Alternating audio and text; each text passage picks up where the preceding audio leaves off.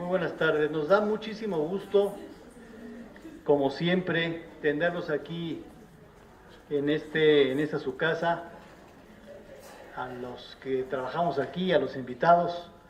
Nos da muchísimo gusto tenerlos por acá y nos da muchísimo gusto tener en esta ocasión a Raimundo Campos Vázquez, que como alguno de ustedes lo conocerá, ahorita leemos alguna de su reseña general, pero es un muy buen economista, iba a decir joven, cabrón, pero no sé si... Joven economista,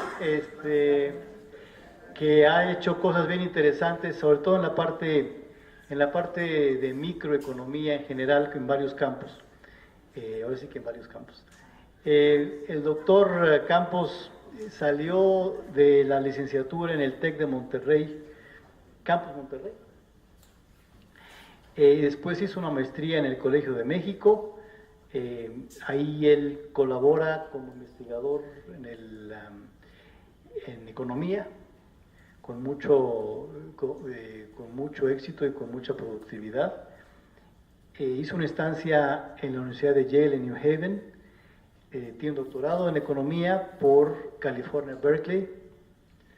Decíamos, llegó al Colegio de México, en donde sigue colaborando, haciendo mucha investigación interesante en áreas, sobre todo de economía laboral, economía del sector público, economía del desarrollo, comportamiento, behavior, ¿no? Y ha obtenido diferentes premios, el de Finanzas Públicas por la Cámara de Diputados, el Víctor Urquidi, el de la Asociación Europea de Economistas Laborales, y con un número importante de publicaciones en American Economic Review, en Oxford Department of Studies, en el trimestre económico. Entonces nos da mucho gusto que nos platique hoy Raimundo. Tengo la impresión sobre el tema de la cartilla que estás haciendo y demás cosas. Como ustedes escucharon en la mañana, la cartilla social, que así se llama, o se llamaba, ya no sé qué va a pasar con la cartilla, pero fue un instrumento interesante, con muchas preguntas del sexenio que está todavía corriendo y que todo el mundo le pusimos atención por muchas razones. Como saben, el Coneval está llevando a cabo una evaluación de la cartilla pues también los investigadores atentos a lo que implicaba la cartilla, y uno de sus trabajos importantes es el de Raimundo. Alguna vez me platicaste del tema en un pasillo, me parece, del Colmex. Creo que hay mucho de la cartilla, se ha dicho mucho, todavía falta mucho por decir. Hay unas cosas que se han dicho que ni siquiera, que no son tan claras, pero entre la práctica de la mañana y la de hoy, más lo que sigamos platicando, lo podamos seguir corroborando. Entonces, pues sin más, le agradezco muchísimo, Raimundo, que estés por aquí con nosotros en esta también tu casa, y los dejo con Raimundo. Muchísimas gracias. Sí. Yo también me voy a bajar si no tienen inconveniente para poder estar caminando. Pues bueno, muchísimas gracias por la invitación. Es un honor estar aquí con tantas caras conocidas, decía, del colegio, que hemos estado en diferentes etapas de nuestra vida. Entonces es un gusto estar aquí. Muchas gracias por la invitación. Entonces espero que sea interesante y que reflexionemos sobre el tema que voy a discutir. Espero que se pueda ver desde allá atrás. Si no se ve desde atrás, díganme, levanten la mano o algo. Hay una pantalla, creo que allá atrás también, pero no sé qué más les convenga. Pero sí, entonces, porque traigo varias figuras, entonces voy a tratar de explicarlas con más detalle y para que puedan ver qué es lo que hay detrás de cada figura, ¿no? Entonces, lo que vamos a hablar el día de hoy es política social en México, geografía, alcances y cambios posibles. Lo he hecho con dos egresados del colegio, uno es Víctor Delgado y otro Eduardo Medina, que ahorita está estudiando su doctorado en the University of Illinois. Entonces, muchas cosas ustedes ya las saben, tal vez me puede ir relativamente rápido, pero déjenme un poco motivar el tema. Sabemos que en México en general la pobreza es alta, o sea, en 2016 36% pobreza moderada, casi 8% pobreza extrema. Son niveles altos de pobreza y sabemos que estos niveles de pobreza no han cambiado. Si vemos las cifras de pobreza por ingreso desde 1992 a las más recientes, prácticamente no hay grandes cambios. ¿Sí? O sea, no hay grandes cambios en los niveles de pobreza. Ups, esto va muy rápido. Sí, creo que están muy lejos atrás. No alcanzan a leer, ¿verdad? De atrás un poco. Sí, o sea, bueno, voy a tratar de decirlo. O sea, para el desarrollo México tiene un alto nivel de pobreza y de desigualdad. Y, o sea, sabemos que el gasto social como porcentaje del PIB y lo que hemos gastado para política social ha ido en aumento, ¿sí? Desde los últimos 20, 30 años. ¿Sí? Y a pesar de esto, la pobreza, como decíamos, el nivel de 1992 sigue siendo aproximadamente el mismo al que tenemos en 2016. O sea, no ha habido grandes cambios en los niveles de pobreza. O sea, un reporte periódico de Oxfam dice política social fracasó en reducir pobreza y desigualdad. Entonces, o sea, ¿cuál es el rol de la política social? O sea, ¿cómo deberíamos de focalizarla? O sea, tal vez esta pregunta es muy ambiciosa, o sea, pero me voy a enfocar en varios puntos que tal vez no hemos discutido tanto en la agenda nacional y que lo que presento aquí trato de abrir esos puntos, que reflexionemos y que discutamos sobre qué tipo de política social queremos. Entonces, déjenme avanzar sobre eso. Entonces, este mapa también ya lo conocen muy bien ustedes. Es un mapa por municipio del nivel de pobreza que existe en ese municipio. El color amarillo son los que tienen la tasa menor de pobreza, es de 0 a 25%, los verdes es de 25 a menos de 50%, los azules de 50 a 75% y los morados o azul fuerte de al menos 75%. Entonces, como sabemos, la pobreza es muy focalizada, sabemos que está en el sur del país. En el sur de Chihuahua sabemos que hay una franja ahí donde hay altos niveles de pobreza, sabemos que en el norte del país es donde hay menor nivel de pobreza. ¿Por qué les estoy presentando este mapa? Porque posteriormente, cuando presente diferentes estadísticos, voy a hacer varios mapas al respecto y me gustaría que tengan en su cabeza la focalización o la localización de la pobreza en México actualmente. Entonces, este es cómo se localiza la pobreza en el país. Estos son datos de 2010, no utilizo los datos municipales de pobreza de 2015, los tengo en un apéndice, simplemente hemos discutido, sabemos lo que pasó en 2015 con la encuesta y, o sea, al menos a mí todavía no me queda claro cómo hacer la imputación a nivel municipio, pero como quiera también los tengo, son básicamente los mismos resultados. Pero voy a presentar los datos con pobreza municipal a 2010.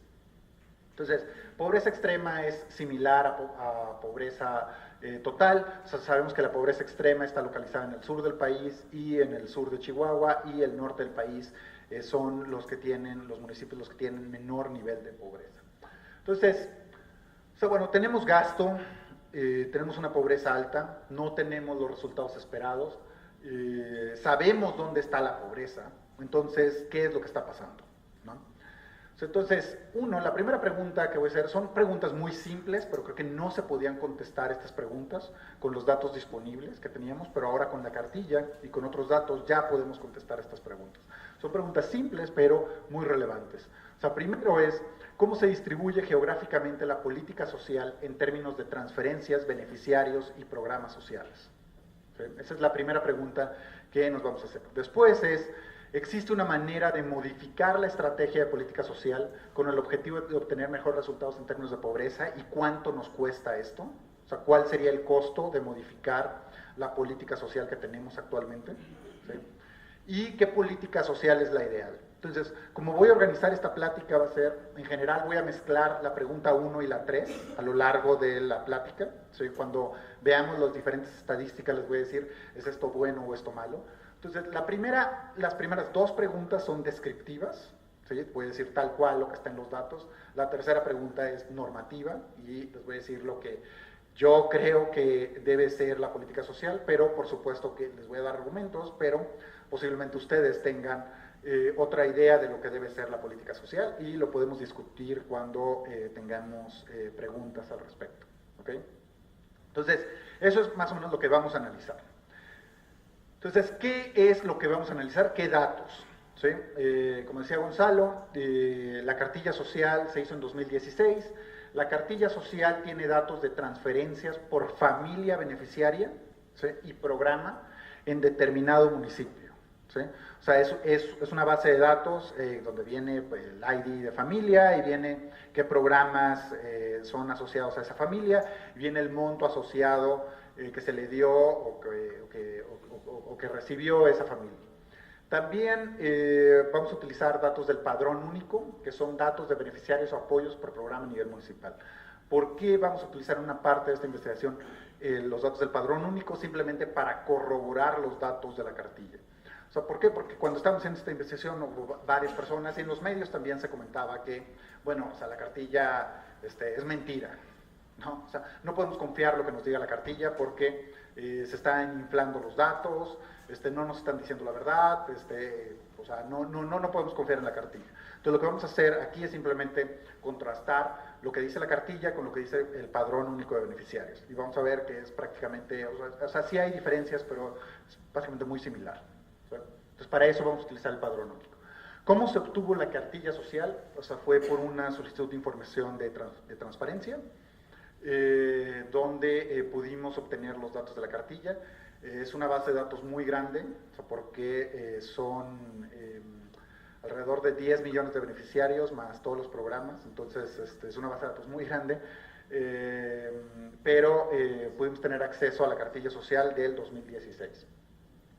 Entonces, lo que vamos a hacer es utilizar como beneficiarios datos administrativos, que son los de la cartilla. Muchas veces vamos a utilizar un denominador. Este denominador va a ser la pobreza en ese municipio. La pobreza en ese municipio la vamos a obtener de Coneval, de los datos de pobreza municipal en 2010. ¿Sí? O sea, podemos hacer los análisis con pobreza 2015, pero da prácticamente lo mismo. ¿Sí? Lo que les voy a presentar es con la pobreza 2010. Entonces, les voy a presentar diferentes estadísticas. Ahora, ¿cuál es el problema? O sea, pobreza y el padrón único viene a nivel individuo y la cartilla viene a nivel familia. ¿Sí? Para llevar ya sea a nivel familia o a nivel individuo, lo que hicimos fue, con base en el conteo de población y vivienda de 2015, calculamos el promedio del tamaño familiar de cada municipio y con ese tamaño familiar utilizamos para llevarlo ya sea a familia o llevarlo a individuo, ¿sí? Que es una aproximación. Ahora, hay un problema en la cartilla. ¿Sí? El problema en la cartilla es que vienen muchísimos programas y algunos programas no vienen en la cartilla, no es una base de datos bonita que sepamos cada cuándo se entrega ese apoyo. ¿Sí? Entonces viene Prospera, 900 pesos, 3x1, 10,000 pesos. ¿Sí? Entonces, no viene una columna de cada cuándo entregaron este dinero.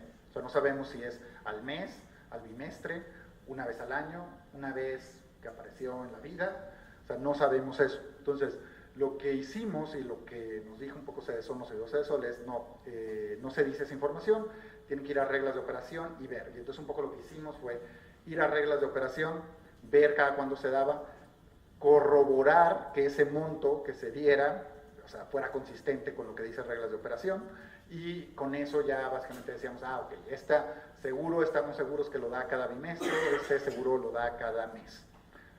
Ahora, el problema es que, hay programas estatales también aquí, que no analizamos, entonces para evitar esto de diferentes programas, diferentes temporalidades, analizamos solo 7 programas que son relevantes a nivel nacional, ¿sí? Que aparecen en ambas bases del Padrón Único de Beneficiarios y la cartilla. Ahorita les voy a mostrar cuáles programas, pero son los programas más grandes. Y estos programas también tienen la ventaja de que la mayoría es una transferencia monetaria, ¿sí? Al individuo, ¿sí? Al individuo. O sea, Liconza es el único que es una transferencia en especie, pero y lo que hace la cartilla, por ejemplo, con el programa TDT o con Liconza, lo que no dice te di 10 litros de leche, te dice te di 420 pesos. Y con el programa TDT 5,000 pesos. ¿sí? O por el estilo. Entonces, todo lo que es en especie lo llevaron a dinero. ¿Sí? Entonces, para evitar también el problema de programas en especie, limitamos los programas a que fueran principalmente transferencias monetarias. ¿Sí? Y el único que vamos a tener en especie es el de Liconza. Entonces, 3x1, por ejemplo, que es un programa para la localidad o comunidad, o sea, no lo incluimos precisamente porque es un programa que no podemos asignar a un individuo en específico. Puede estar en la base de datos, pero los beneficios de ese gasto son para más de un individuo. Entonces, son un poco los problemas a los que nos enfrentamos y por eso decidimos analizar únicamente 7 programas relevantes. Entonces, toda la información que les voy a presentar, a menos de que diga explícitamente en el cuadro, va a ser información homologada al mes. ¿Sí? Entonces, si venían gastos al bimestre, lo vamos a pasar al mes para que todo esté homologado al mes. Y luego cuando hagamos las simulaciones, les voy a decir gasto al mes. ¿Sí? Entonces, eso es lo que vamos a tener. Les decía, una ventaja de la cartilla es que se pueden identificar beneficiarios únicos por programa y por lo tanto las transferencias por familia beneficiaria. O sea, esto es algo positivo, o sea, porque son datos administrativos que podemos asignar a regiones geográficas muy específicas.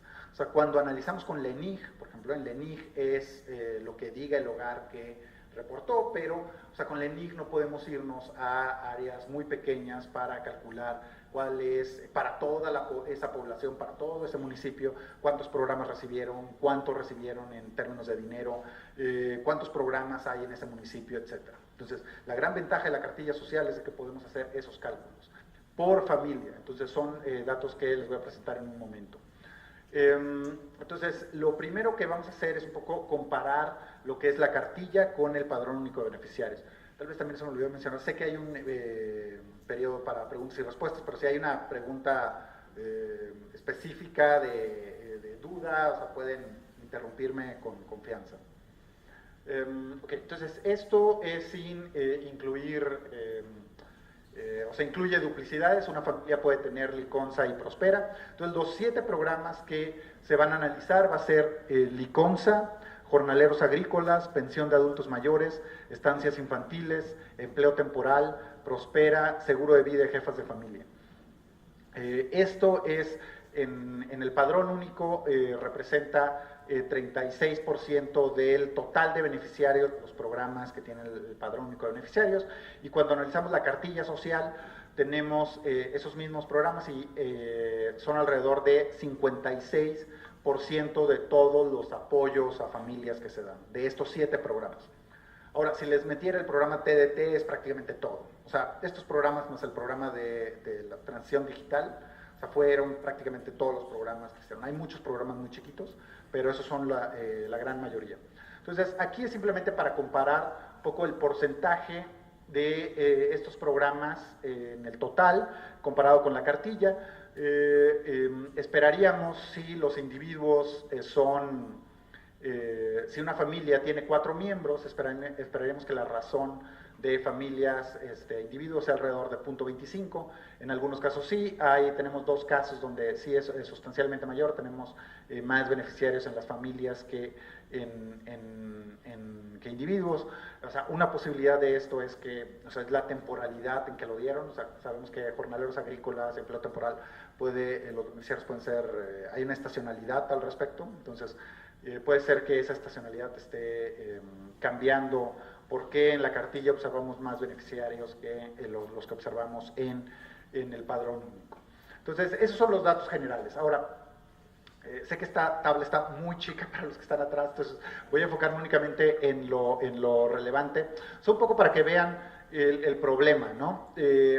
O sea, este es Liconza, jornaleros agrícolas, adultos mayores, estancias infantiles, empleo temporal, Prospera, seguro de vida y jefas de familia. O sea, Liconza se da al mes, estancias infantiles se da al mes, los otros programas se dan al bimestre. O sea, entonces, nosotros lo que hacemos es, básicamente, los que son gastos al bimestre los dividimos entre 2 para tener los gastos al mes. ¿Sí? Entonces, y estos son los gastos que se observan totales en la cartilla. O sea, por ejemplo, al mes se observan 7,000 millones de pesos de gasto en el 2016 en la cartilla en estos programas. ¿Sí? prácticamente todos los, o la mayoría del gasto se da en el programa Prospera, y aquí es donde viene lo interesante. Bueno, Prospera es el máximo, después viene pensión de adultos mayores, después sigue empleo temporal y después el ICONSA, y los demás ya son pequeños. Entonces, esos son los programas más grandes en términos de gasto. Entonces, lo interesante que podemos ver es que podemos ver la heterogeneidad que tenemos en las transferencias observadas en estos programas. Entonces, por ejemplo, en Prospera el promedio es 900 pesos a una familia, el primer cuartil o el límite del primer cuartil es 475 pesos, la mediana casi 750, 1200. Entonces hay otros programas donde no tienes esa heterogeneidad como esperaríamos, que es, por ejemplo, pensión de adultos mayores, que prácticamente todos obtienen lo que dice las reglas de operación, 580 pesos. ¿Sí? Todo esto está en pesos corrientes de ese año. Otros programas dan un pequeño monto, depende de, hay límites en los litros de leche y de la composición del hogar para ver cuál es el subsidio que pueden recibir. Y bueno, esto es 300 pesos en la mediana, 1,300 en empleo temporal, 1,050 en jefes de familia. En total es alrededor en promedio de 700 pesos, tomando en cuenta el promedio entre programas. Entonces, un poco lo que vamos a reflexionar el día de hoy es, o sea, ¿cuál es la transferencia óptima? O sea, ¿cómo deberíamos de definir la transferencia? Ese es uno, el nivel de la transferencia, y dos, o sea, ¿queremos que esa transferencia cambie de acuerdo a las características geográficas de donde viven los beneficiarios? Entonces, esas son las preguntas que, o sea, vamos a abordar en esta plática. Entonces, primero, antes de moverme a la cartilla, déjenme tratar de convencerlos que, o sea, la cartilla sí tiene datos reales, sí la cartilla es consistente con los datos del Padrón Único de Beneficiarios. O sea, aquí lo que hacemos es, simplemente es una relación entre beneficiarios de la cartilla ya llevados a nivel individual, ¿sí?, y beneficiarios del Padrón Único. Lo que hacemos es, rangos de municipalidades y sacamos 20 grupos de municipios, sacamos el promedio de beneficiarios, simplemente para que se vea más fácil, porque si ponemos un scatter con 2.500 puntos es muy difícil de ver, es más fácil verlo de esta forma. Entonces, si ambos están relacionados, básicamente todos los puntos deberían de estar sobre la línea de 45 grados. O sea, todos los puntos deben estar sobre la línea de 45 grados. Y en realidad, cuando hacemos una regresión de beneficiarios de la cartilla con beneficiarios del Padrón Único, efectivamente sacamos prácticamente casi una relación de 1, que es lo que esperaríamos. O sea, no es una relación perfecta, pero es prácticamente, o sea, lo que observamos en el Padrón Único se está observando en la cartilla social. Entonces, creemos que esto es evidencia a favor de la cartilla, que sí tiene datos reales, que sí tiene datos consistentes con lo que maneja CEDESOL, y que no hay, por así decirlo, datos inflados, o sea, con respecto, al menos con lo que tenemos con el Padrón Único de Beneficiarios. Entonces, lo que vamos a discutir es 5 indicadores. O sea, vamos a utilizar individuos beneficiarios, familias beneficiarias, vamos a analizar el beneficiario por persona en pobreza, transferencia por individuo beneficiario, transferencia por familia beneficiaria.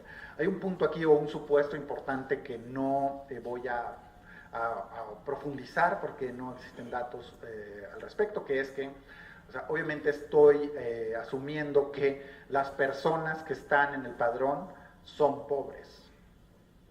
O sea, las personas que están en el padrón son pobres de acuerdo con las definiciones oficiales. Entonces vamos a comparar los beneficiarios de datos administrativos con pobreza de acuerdo a encuestas en hogares. ¿Sí? Espero que eso quede un poquito más claro en un momento. Entonces, primero, esta tabla es muy sencilla, pero creo yo poderosa. O sea, primero, ¿cuántos programas aparecen en la cartilla? Aparecen 105 programas, ¿sí?, en la cartilla, 105 programas diferentes. ¿Sí? En el Padrón Único tenemos 79 programas y nosotros nos vamos a enfocar en 7 programas relevantes, ¿sí?, de CEDESOL que opera a nivel federal. ¿Cuántos beneficiarios individuos tiene?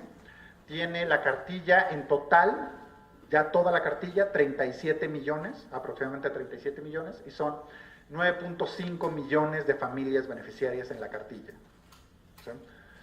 En el Padrón Único son 15 millones de familias, alrededor de 60 millones de beneficiarios.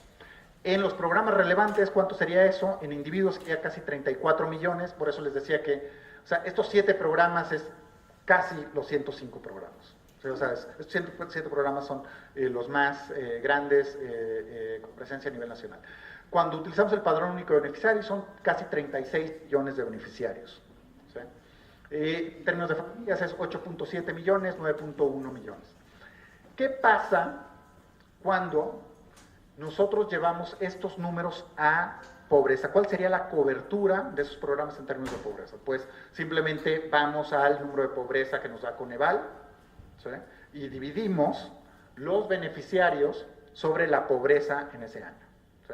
Y la pobreza nos daría que la cobertura de la cartilla con los 105 programas sería de 70%, 71%.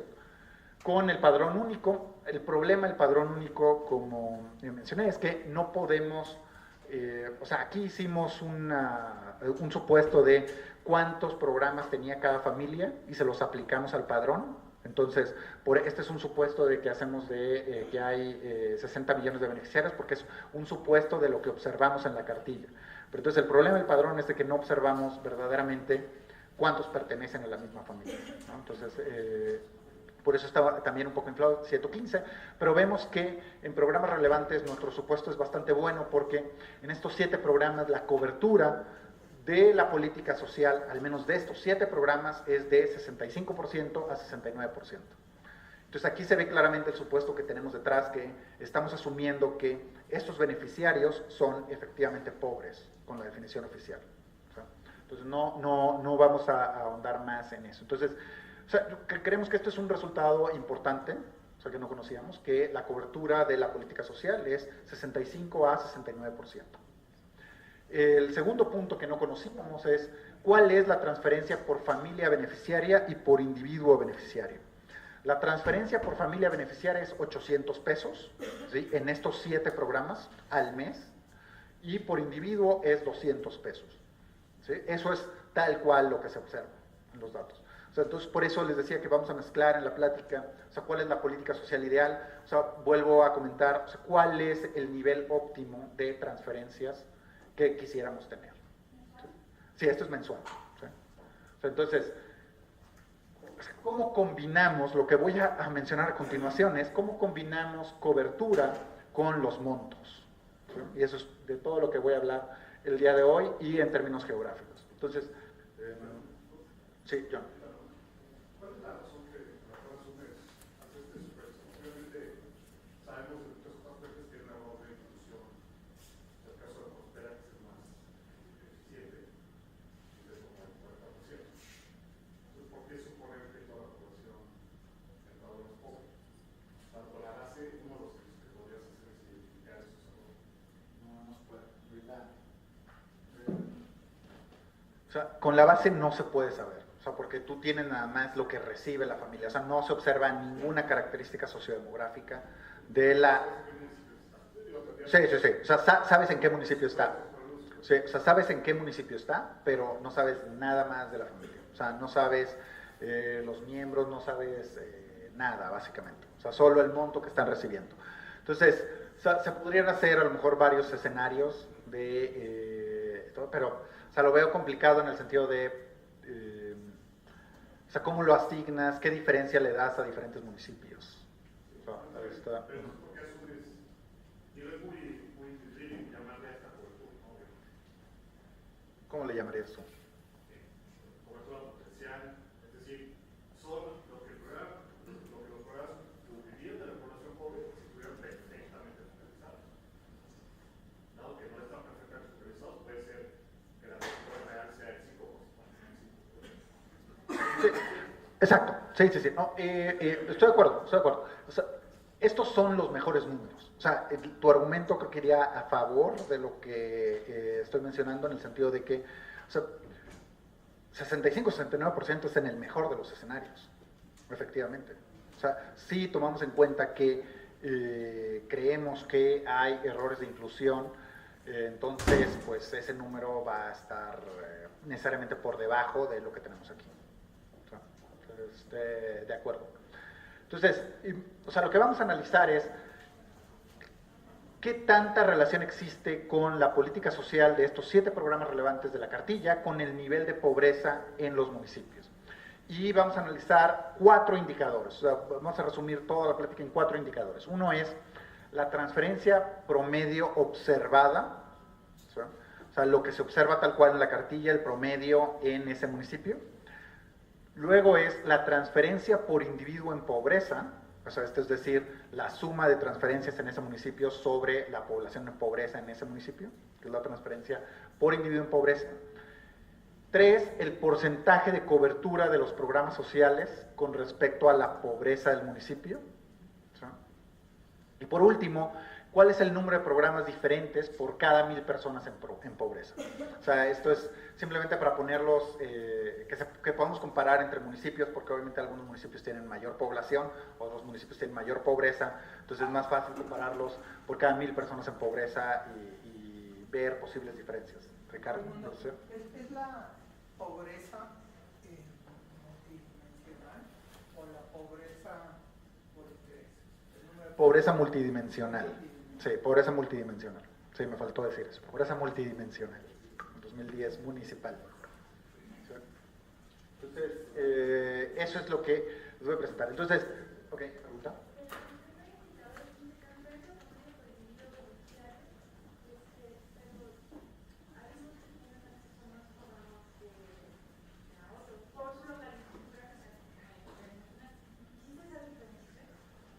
Aquí es de los 7 programas relevantes, aquí solo van a ser los 7 programas y vamos a sacar el promedio, ¿sí?, de los beneficiarios, o sea, la suma de lo que reciben en estos 7 programas entre los beneficiarios de ese municipio. ¿Sí? O sea, que es la transferencia promedio observada. O sea, ¿por qué digo observada? Porque es, o sea, es tal cual la que reciben lo que dice en la cartilla y es un promedio simple en cada municipio. Pero después voy a presentar lo mismo, pero por individuo en pobreza, o sea, que es, va a depender de la cobertura, y es precisamente lo que vamos a tener el día de hoy, la discusión. Entonces, este es el primer mapa, que es transferencias por individuo. O sea, entonces, el color amarillo es el que los reciben menos, que son de 0 a 200 pesos, el verde es de 200 a 250, el azul de 250 a 300, y el morado es al menos 300 pesos. Entonces, si recordamos los mapas de pobreza que analizamos originalmente, si pensamos que la política social va a gastar más en los programas en los lugares más pobres, rápidamente vemos este mapa y no podemos hacer el match con lo que observamos anteriormente. O sea, no observamos claramente que en los lugares más pobres se esté gastando más. Entonces, o sea, la primera pregunta es, o sea, que la podemos discutir después y tal vez algo al final voy a decir es, o sea, debemos de gastar diferente aquí. O sea, las reglas de operación efectivamente no hacen una diferenciación por el lugar en donde viven los beneficiarios. Entonces, aquí no observamos esa diferencia claramente, ¿sí? Y lo que vamos a ver en las relaciones estadísticas es que no hay una diferencia en lo que se gasta por individuo de acuerdo al lugar donde vive. Entonces, este es el primer resultado. Después, la transferencia por persona en pobreza. Esto es la suma de transferencias sobre el número de pobres en ese municipio.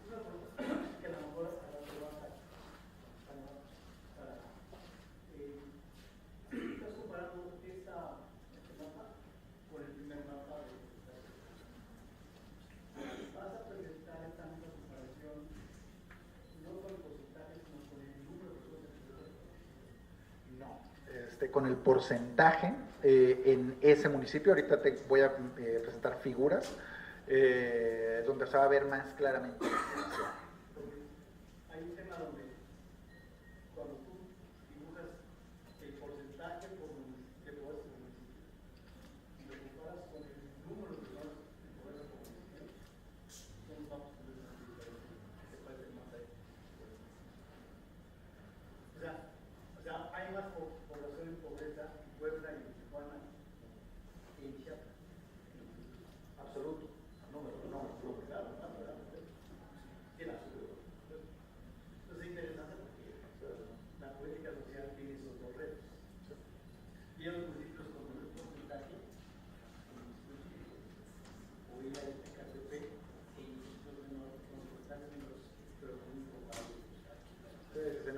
no tengo figuras de eso figuras preliminares. O sea, sí hicimos varios curvas de Lorenz, o sea, para el número de población con número de pobres y luego el gasto con número de pobres. O sea, estaban un poco confusas, entonces decidimos no cambiarlas, pero podemos pensarle a ver cómo presentar esa información de mejor forma. O sea, esta figura es transferencia por persona en pobreza, o sea, es la suma de transferencias en ese municipio sobre el número de pobres reportado en Coneval, ¿no? Entonces, lo que vamos a tener aquí ya observamos algo similar a los mapas que teníamos originalmente de pobreza. O sea, entonces, las menores transferencias se dan en el norte del país. A mí me sorprende un poco que la parte de Jalisco también tenga una transferencia baja, y los estados del sur, que son los que tienen más los colores azules y morados, que es donde está localizada la pobreza, igual al sur de Chihuahua. Entonces, si las transferencias observadas no cambian tanto, pero las transferencias por individuo en pobreza sí tienen una relación con pobreza, entonces necesariamente la cobertura es la que está cambiando. Entonces, efectivamente, cuando analizamos el beneficiario por persona en pobreza, observamos una figura muy similar. O sea, es decir, en el norte tenemos menores beneficiarios por persona en pobreza, y también en Jalisco, pero en el sur, en Guerrero, en Oaxaca, en Chiapas, tenemos mayores beneficiarios por persona en pobreza. Entonces, aquí en esta presentación no me da tiempo, pero en el documento que estoy trabajando sí puedo ver, se puede ver exactamente, bueno, qué municipios tienen 150% del número de pobres, de beneficiarios. Entonces puedes ver exactamente qué municipios sí son claramente outliers aquí, ¿no? Entonces, la cobertura, el número de beneficiarios por personas en pobreza, es lo que nos da que la transferencia por persona en pobreza sea progresiva. Voy a llamar ahora a la política social progresiva, la voy a definir en el sentido de que gastemos más en aquellos municipios con mayor número de pobres relativos. Entonces, ¿qué es lo que pasa con los programas por 1000 personas en pobreza? Si quisiéramos o pensaríamos que el sur del país, que tiene mayor pobreza relativa, pensaríamos que debería haber más programas, y no observamos eso en los datos, o sea, en general. O sea, en general observamos que en el norte hay mayor número de programas por persona en pobreza. En Oaxaca sí tenemos más, pero en Chiapas, en Guerrero, en otros estados no observamos que haya mayor número de programas en esos lugares. Entonces, tampoco observamos que el nivel de pobreza relativo sea consistente con mayor número de programas. Entonces, ahora voy a formalizar todo lo que acabamos de discutir con un análisis estadístico muy simple. Lo que vamos a hacer es relacionar la política social con pobreza. Es una regresión simple, hacemos una regresión múltiple con mismos resultados que no voy a presentar aquí. O sea, lo que queremos analizar es si la política social es progresiva a nivel municipal y cuál es la razón de su progresividad. Y entonces voy a definir progresividad como si la transferencia es mayor, donde haya mayor número de pobres en términos relativos, ¿sí? Y si la cobertura o el número de beneficiarios es mayor en municipios más pobres, ¿sí? En términos relativos. Entonces, es decir, si la política social es progresiva, deberíamos observar mayor gasto en esos municipios. Entonces, lo que yo creo que es una política social ideal es que la cobertura sea perfecta. O sea, nos gustaría tener una política social donde todos los individuos que son pobres están cubiertos por la política social, y que el grado de progresividad de la política social venga por el lado del gasto, si es que quisiéramos tener una progresividad en el gasto. O sea, porque podemos tener una discusión que no deberíamos de tener una progresividad por el lado del gasto, pero lo que estoy diciendo aquí es que, o sea, idealmente, si quisiéramos una política social progresiva, la cobertura sería perfecta y tendríamos un gasto mayor en lugares con pobreza relativa más alta, ¿no? Entonces, eso es una política progresiva. Entonces, voy a presentar las mismas estadísticas que tenía antes, pero ahora más sencillo, es una regresión simple. El eje X siempre va a ser porcentaje de personas en pobreza, ¿sí? Y el eje Y va a cambiar a los estadísticos que les acabo de mencionar. Primero va a ser transferencia observada por individuo beneficiario. Entonces, para no presentarles el scatter de 2.500 municipios, es más fácil trabajar con grupos, y entonces sacamos 20 grupos de municipios y sacamos el promedio para cada grupo, ¿no? Simplemente para que se vea la relación más limpia y más transparente. Entonces, ¿qué es lo que pasa? En los datos lo que observamos es que, pues en general, por individuo beneficiario no cambia mucho, es alrededor de 250, esa pendiente no es estadísticamente significativa, lo que implica que básicamente la política social lo que se observa es gastamos lo mismo en la Ciudad de México, en los Altos de Jalisco, en la Sierra de Chiapas o de Guerrero.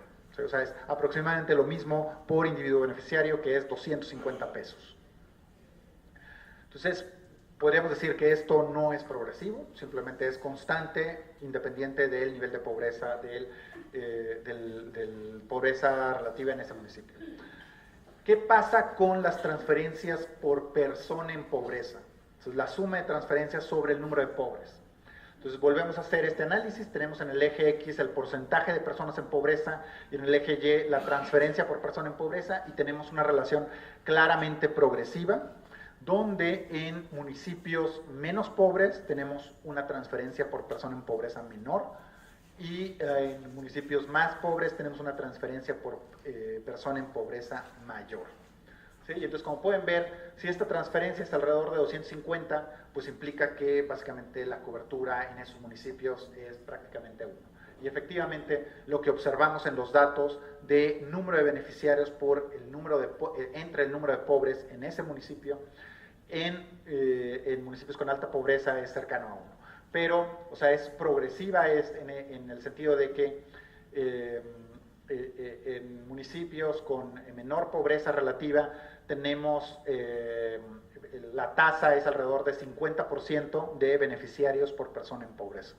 Entonces, un poco lo que creo que aquí deberíamos de tener o deberíamos de pensar es cómo llevamos esta figura a que aquí sea una línea horizontal. O sea, nos gustaría que esta figura sea una línea horizontal en 1.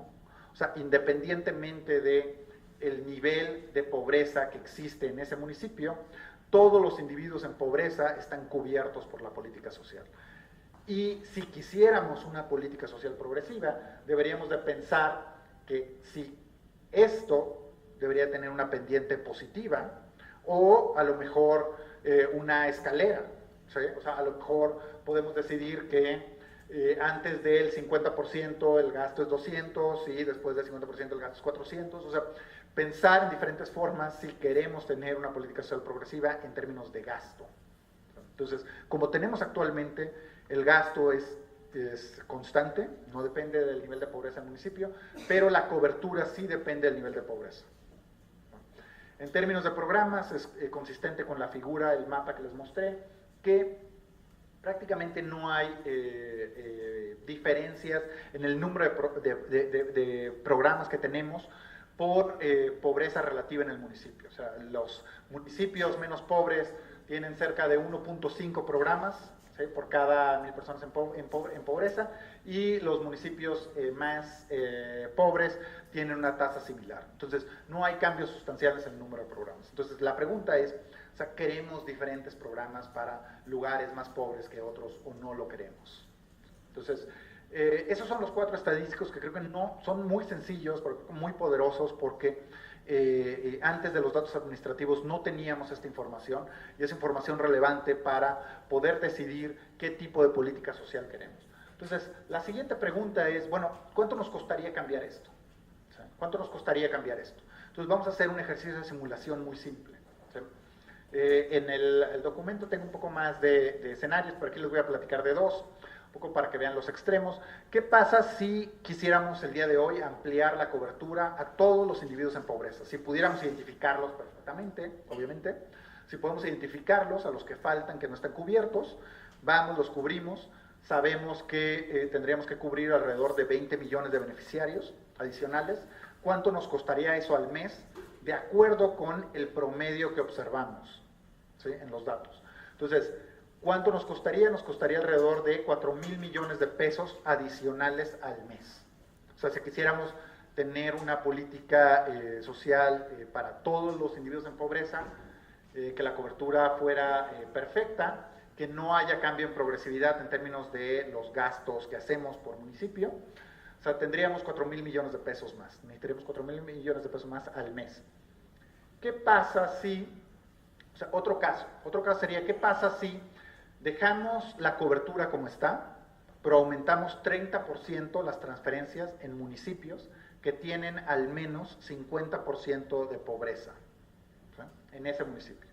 Entonces, aquí este número está mal, hice el copy-paste mal, son 8,100 millones, 300 millones de pesos más, pero esto implicaría un gasto adicional de casi 1,500 millones. O sea, obviamente cuesta menos, o sea, aumentar los beneficios a los existentes que darles el beneficio a todos los que faltan.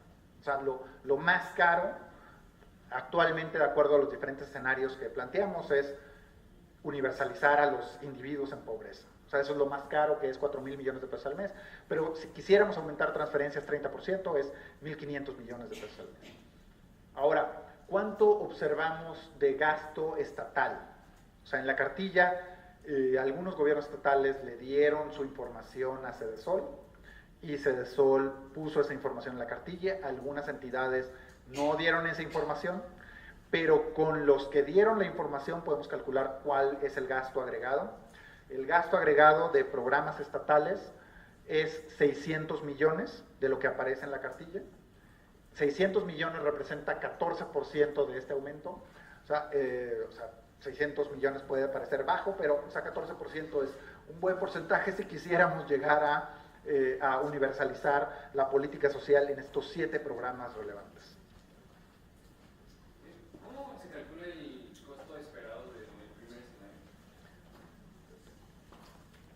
Sí, o sea, tenemos el número de beneficiarios, ¿sí?, en la cartilla, y tenemos el número de pobres. Entonces, la diferencia de eso es el número faltante que queda por cubrir, y observamos en cada municipio el gasto promedio. Entonces, simplemente lo que observamos es, multiplicamos lo que hace falta en el municipio por el gasto en ese municipio y sacamos la suma para todos los municipios. Entonces, esto es ajustado a cada municipio.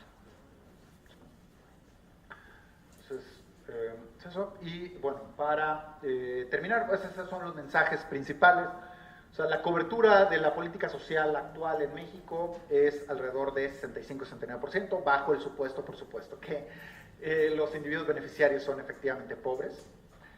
¿Cuál es la transferencia que observamos al mes? Es 211 pesos a nivel individual y 822 pesos a nivel familia. Las familias tienen un total de 1.9 programas en promedio. No se observa que haya progresividad en términos de las transferencias monetarias por el nivel de pobreza relativo en ese municipio. La progresividad se da a través de la cobertura. O sea, lo que vemos con un poco más de calma en el documento es que creemos que la política social ideal debería de implicar cobertura perfecta. Es un poco lo que les mencionaba de que independientemente del nivel de pobreza, todos deberían de estar cubiertos. Y si queremos una política social progresiva, deberíamos de tener mayores montos en lugares con mayor pobreza relativa que en otros. Entonces, eso lo podemos discutir en un momento. La cobertura perfecta costaría casi 4,400 millones de pesos adicionales al mes. Y pues bueno, es un buen número para empezar. Si quisiéramos llegar a eso, entonces, ¿qué es lo que tenemos que cambiar? ¿Qué programas tenemos que quitar o qué cosas tenemos que hacer para poder llegar a esta cobertura perfecta? Entonces, bueno, eso es lo que traigo y podemos discutir más al respecto. Muchas gracias.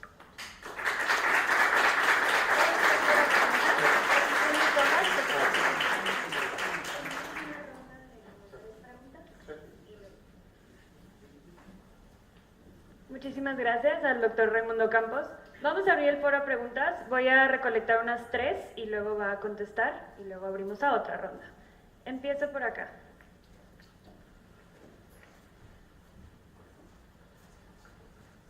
Buenas tardes.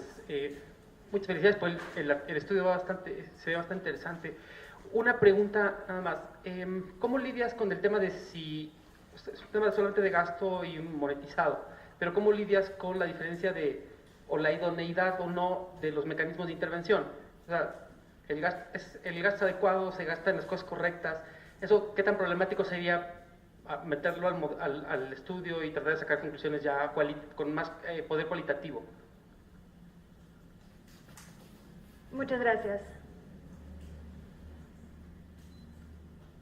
Muchísimas gracias por la presentación, está súper interesante y me parece que este ejercicio también de solicitar la información vía transparencia, que sí te la hayan dado y que la puedas usar, siempre es muy bienvenido y desde Coneva, ¿no? Lo aplaudimos.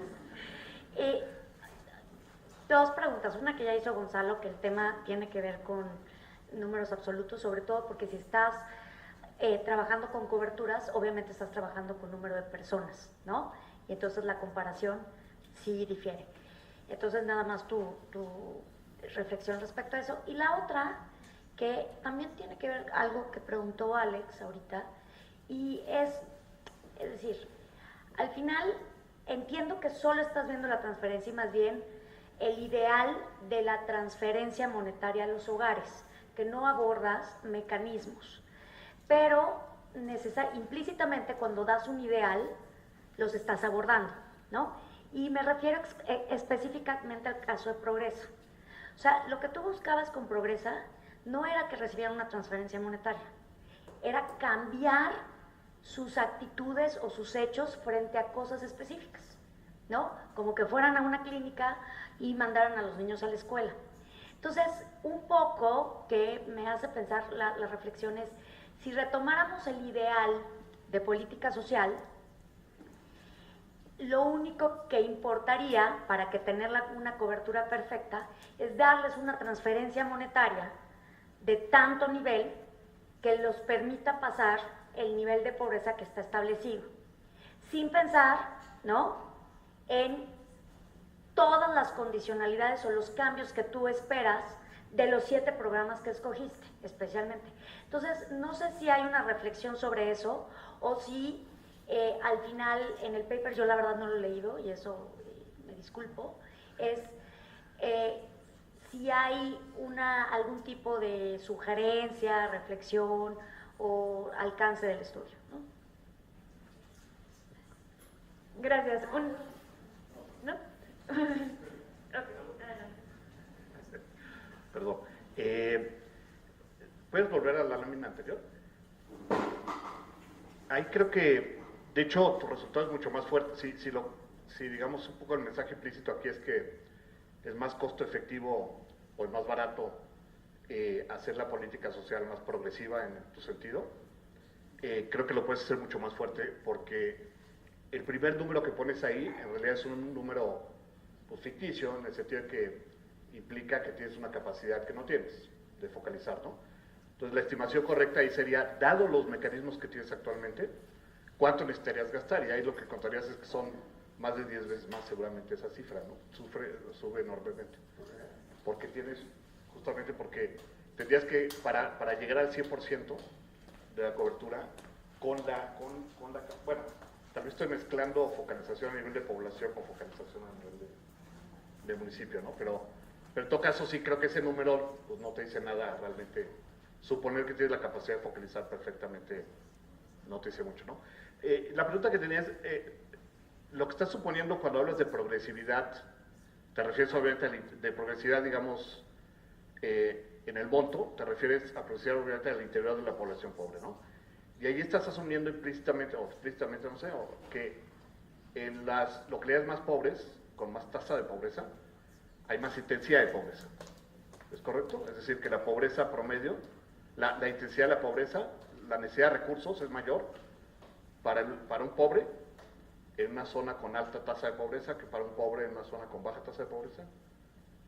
¿Estás suponiendo eso o no?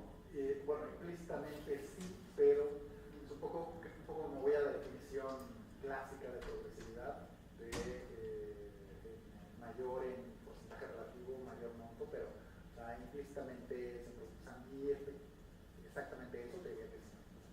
Pero, digo, porque la definición de progresividad es que si tienes dos pobres, pues tienes que gastar, y con el mismo nivel de ingreso, pues tienes que gastar lo mismo en los dos, ¿no? Esté en donde esté, ¿no? Sí, lo que estoy tratando de convencerlos o dejarles la idea es que no. O sea, porque... Aunque tengas dos pobres igual, con el mismo nivel de pobreza. Exacto, porque depende de cuántos tienes a tu alrededor. O sea, porque tú estás pensando en tu universo de qué tan pobre soy, es solo yo. Yo aquí estoy tomando en cuenta no solo yo, sino mis vecinos y los vecinos de mis vecinos. Exacto. Y eso entra en consideración para cuánto debería recibir yo. Ok, entonces estás suponiendo que hay como una externalidad, es decir, que es o más caro atacar la pobreza son más pobres, o que tiene más beneficios porque, ¿no? Si sacas a un pobreza, entonces... Sí es, o sea, un poco que la distancia, un poco a lo mejor, o sea, no tengo esto muy elaborado en el documento, o sea, a lo mejor lo tengo un poco con telarañas en mi cabeza que necesito poner más claro, o sea, pero es un poco como lo veo es que, o sea, esas personas están más lejanas, o sea, si pensamos en trampas de pobreza, o sea, esas personas están más lejanas del punto donde pueden romper esa trampa de pobreza y por lo tanto necesitarían un monto mayor. Es un poco como estoy pensando. Bueno, entonces si quieren y avanzo, creo que las preguntas son fantásticas. O sea, efectivamente, o sea, aquí en este documento solo es transferencias monetarias.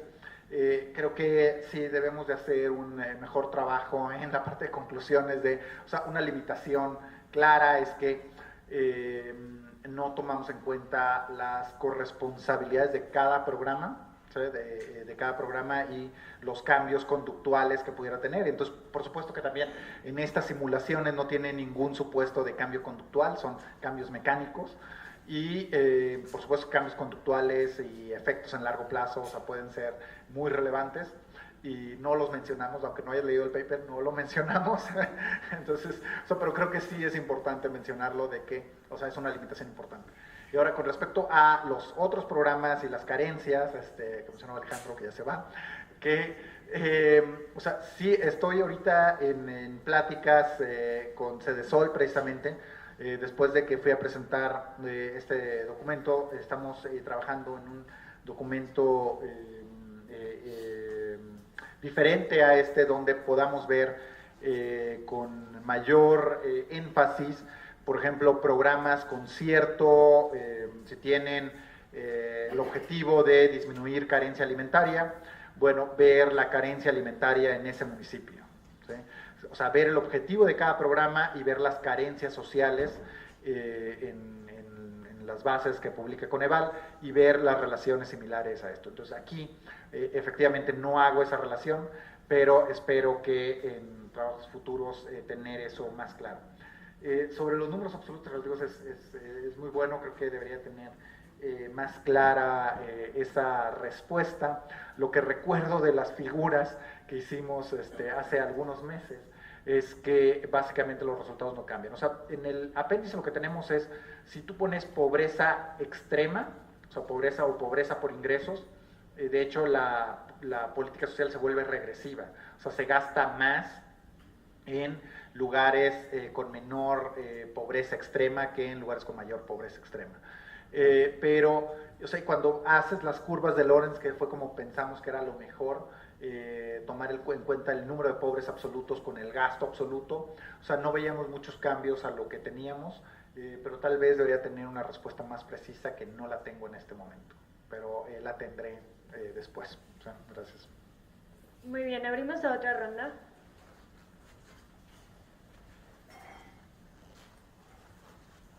Hola, yo tengo dos preguntas. Una, pues, muy relacionada con el comentario del consejero John Scott. Bueno, es que yo creo que lo deseable sería que esta relación entre porcentaje de pobreza y transferencias por persona pues fuera flat porque no esperas gastar más en un pobre de Chiapas que en un pobre de la ciudad, solo porque en Chiapas haya más porcentaje de pobreza, ¿no? Yo creo que tendría que ver más, y esa es mi pregunta, en por qué no utilizaste, bueno, es que tengo entendido que Coneval tiene una medida de profundidad de la pobreza, y yo creo que eso pues tal vez podría darle más información a tu estudio, de qué tanto tienes que gastar en los pobres en la medida en que tienen más o menos carencias y no más o menos porcentaje de pobreza en esa entidad, ¿no? Y la otra pregunta es, yo entiendo que no pusiste aquí la parte metodológica de la regresión, pero si fue una regresión simple y si no fue así, si nos pudieras contar un poco más qué controles utilizaste o qué, en general como un poco más la parte metodológica. Muchas gracias. Una pregunta más por acá.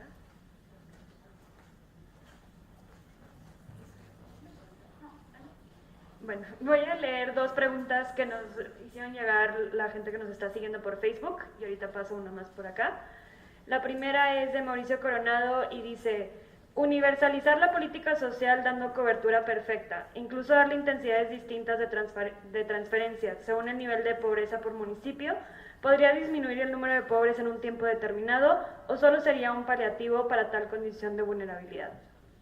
Y la segunda que tenemos dice así: si es de considerar lo que se menciona sobre tener o ampliar la cobertura de programas sociales, pero si no ha presentado mejora, ¿para qué invertir en algo no redituable? Otra vez, ¿puedes repetirlo? Es de considerar lo que se menciona sobre tener o ampliar la cobertura de programas sociales, pero si no ha presentado mejora, ¿para qué invertir en algo no redituable? Y voy a pasar el micrófono a una pregunta acá.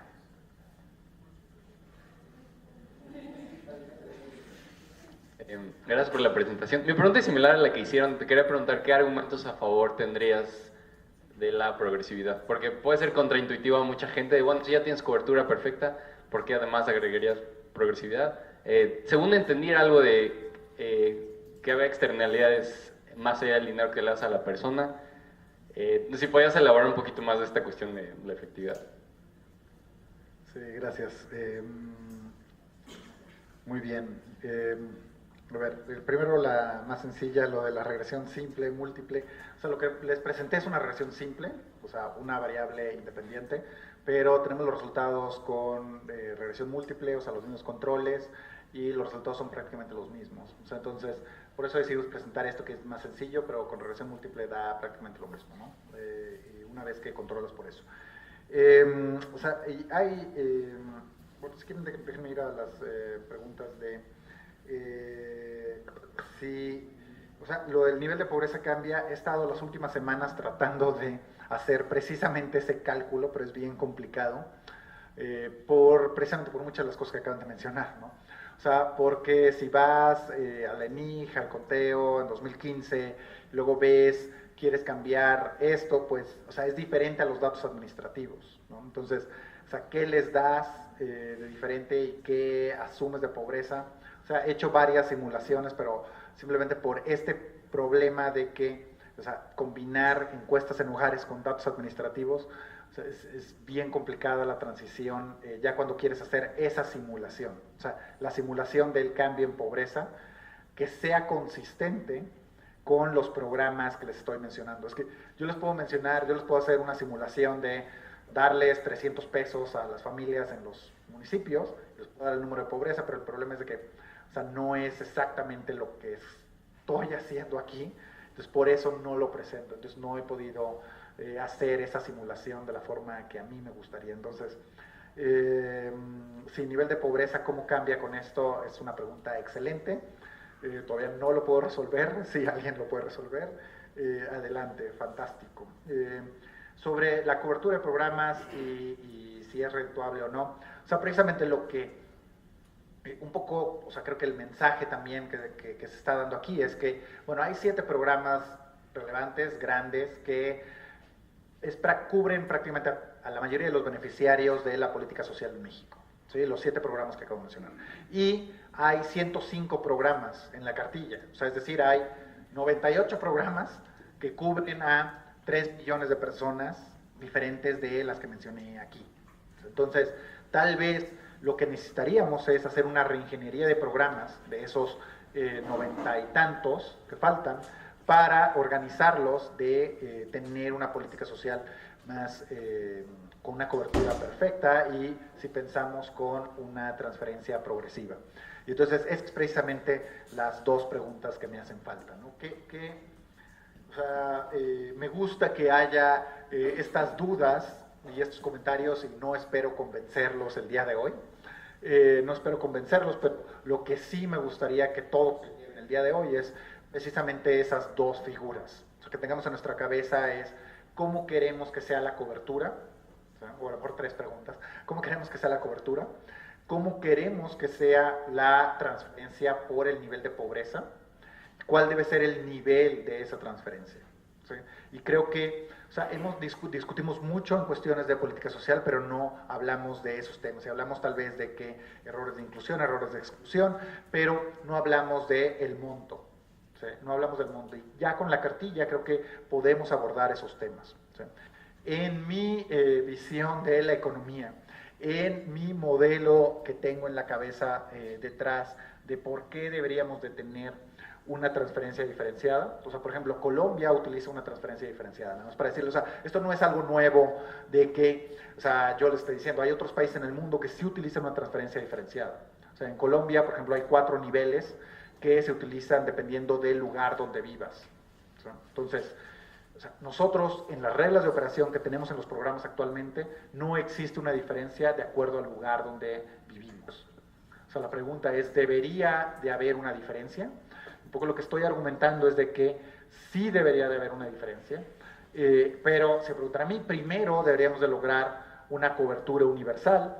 Una vez que tengamos esa cobertura hacia todos los pobres, la siguiente pregunta necesariamente es, ¿queremos tener una transferencia constante para todos los municipios? Como decía John, efectivamente. O sea, si es un pobre, tiene las mismas características sociodemográficas, pero vive en el DF o vive en la Sierra de Chiapas, deberíamos de darle el mismo monto. Es un poco el argumento que estoy haciendo y el modelo que tengo en mi cabeza de por qué debe ser diferenciado es o sea, si pensamos en una trampa de pobreza, pensamos que los individuos en lugares más pobres están más lejos del punto que necesitamos para sacarlos de pobreza, o sea, en un lugar urbano donde tenemos servicios públicos mayores que en lugares con mayor nivel de pobreza, esperaríamos que alguien en esos lugares necesitaría una mayor transferencia para poder salir de esa trampa de pobreza. Entonces ese es un poco el modelo que tengo en mi cabeza y que la economía que tengo detrás para explicarles, pero tal vez, como mencionaba, necesito afinar y tal vez hacer más explícito ese modelo, pero eso es lo que estaría detrás, ¿no? Por supuesto que algunos de ustedes dirían, bueno, eso es irrelevante, o sea, cuántos pobres más haya en ese municipio es irrelevante y lo que nos debe de importar es si tiene automóvil y si tiene 3 personas y tiene 2 niños chiquitos y punto. Y ese es el puntaje, nos da el mismo puntaje, el mismo monto. Y un poco lo que estoy tratando de convencer o argumentar, o al menos que se lleven en su cabeza para que piensen después de esta plática es, o sea, debemos de tener ese monto constante o progresivo. Okay, gracias. Voy a abrir a una última ronda de preguntas y vamos a cerrar con el comentario de nuestro secretario ejecutivo.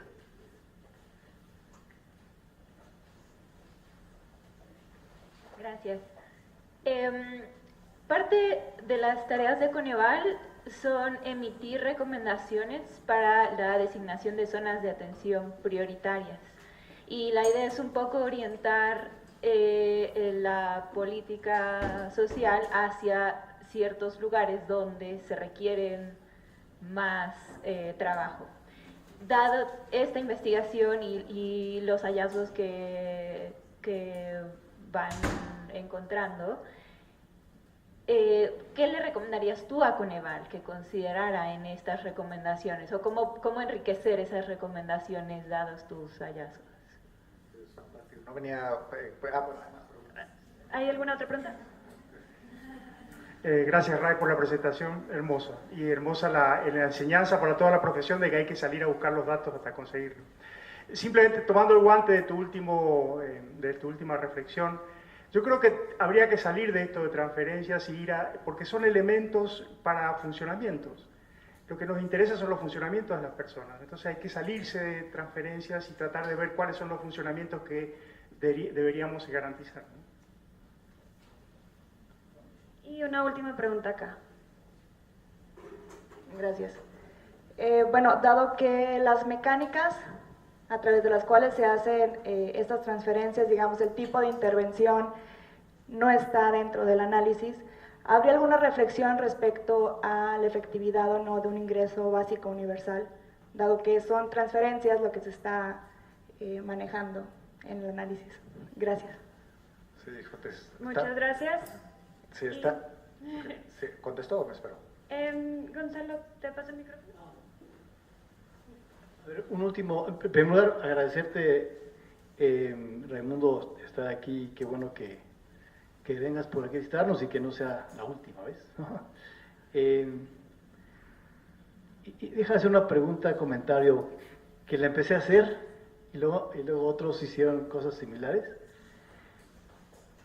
Un tema que sí a nosotros nos ha interesado mucho es el hecho de que siempre a los municipios se les ordena a partir del porcentaje de pobreza, mayor, menor, pues ahí tienes a Yucunay, a Chachihuitán, y al final tienes en Nuevo León, en todos los que, en fin. Y por lo tanto, pues se antoja que esa es una asignación progresiva, pues empezar por Yucunay, Chachihuitán, y al final Nuevo León. Pero cuando el ordenamiento es por el número absoluto de población en pobreza, ya la cosa se complica, porque en el número 1 pues aparece Catepec y Acapulco y Puebla y Tijuana, y entonces Chachihuitán aparece en los últimos, y San Juan Cancún también. Entonces la disyuntiva, la pregunta que nos hacen, y lo hago pensando en recomendaciones de política pública, es ¿a dónde vamos en primer lugar? ¿No? Y yo creo que la pregunta tiene que ver con, la respuesta tiene que ver con qué pregunta quiere el interesado en la política, ya sea el gobernante o el académico, ¿no? ¿Cuál es el indicador de interés? Obviamente para el presidente de la República ese indicador de interés es que se reduzca la pobreza medida con el head count ratio en porcentaje. No número, digamos, pero digamos que se reduzca la pobreza. Ese es el interés. Y por lo tanto, pues sí parece irrelevante darle, bueno, no parece, o sea, una persona en pobreza pues, en Chiapas o en Tijuana es lo mismo, excepto que el de Tijuana está más cerca de saltar en la línea y por lo tanto pues suena más eficiente dárselo en Tijuana que Chachihuitán, ¿no?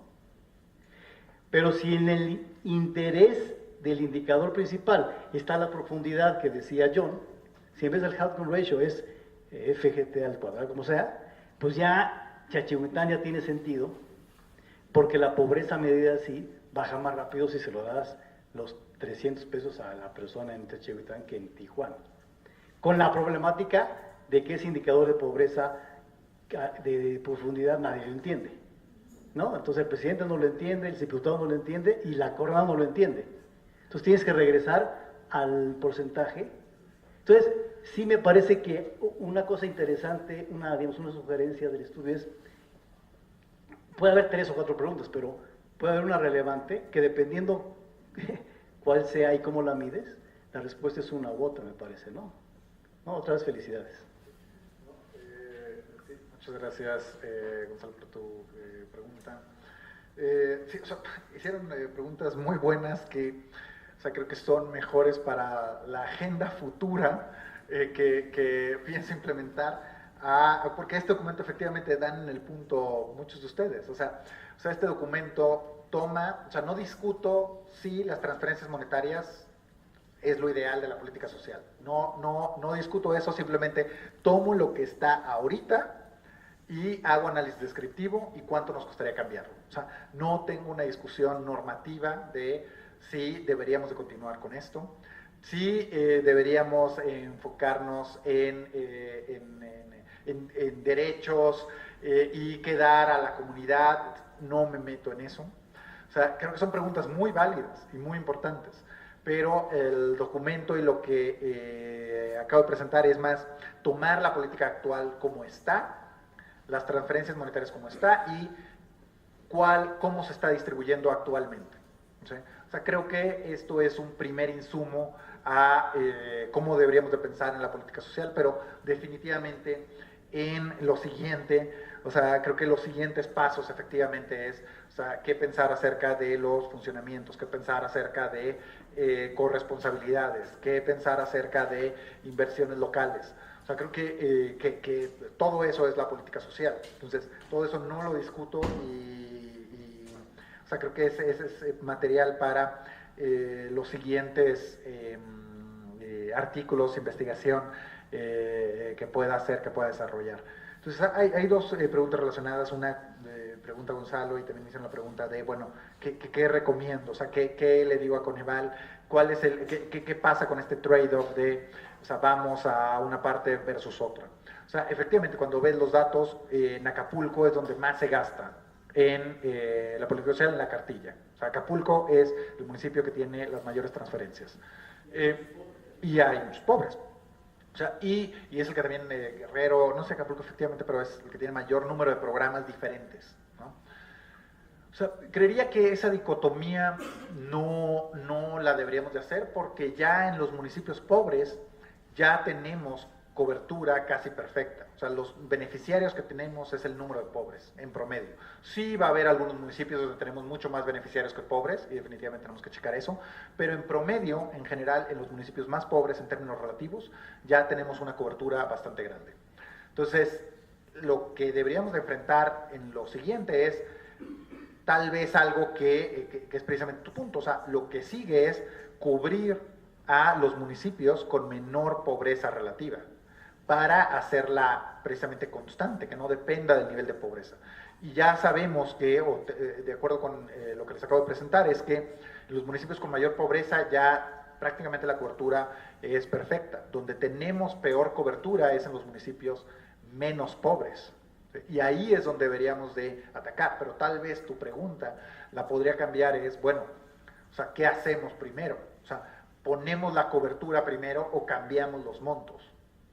O sea, como está ahora, la prioridad debería ser que la cobertura sea perfecta, o que tratemos de lograr que todos los individuos en pobreza estén cubiertos por la política social, y pensemos en la progresividad de la política social. Ahora, entiendo esto de la progresividad y las discusiones que hemos tenido de qué tan idóneo es una transferencia monetaria, pero ahorita que mencionabas lo de FGT2 y que no entienden, bueno, o sea, creo que aquí a lo mejor quedaría más claro, o sea, que no es tal cual FGT2, pero, o sea, tenemos 211 por transferencia por individuo beneficiario, y la línea de pobreza está en 1.500, ustedes saben exactamente con pesos y centavos cuál es la línea de pobreza, o sea, pero, o sea, digamos que es 15-20% de la línea, 15%, o sea, queremos una transferencia que sea 15% de la línea de pobreza, o cuál debería ser el nivel óptimo. O sea, creo que aquí está, o sea, creo que estamos todavía lejos de la línea de pobreza, ¿no? Entonces, ¿cuál es ese nivel que quisiéramos? Sí, entonces, esas serían mis respuestas a todas las preguntas. Pues muchas gracias, Raimundo, por tu conferencia.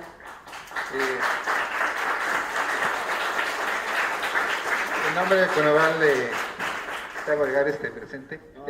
Muchas gracias, agradecimiento por estar con nosotros y compartir. No, muchas gracias por la invitación, es un honor y mucho gusto ver a todos ustedes y a varias caras conocidas. Gracias. Pero, pues, muchas gracias.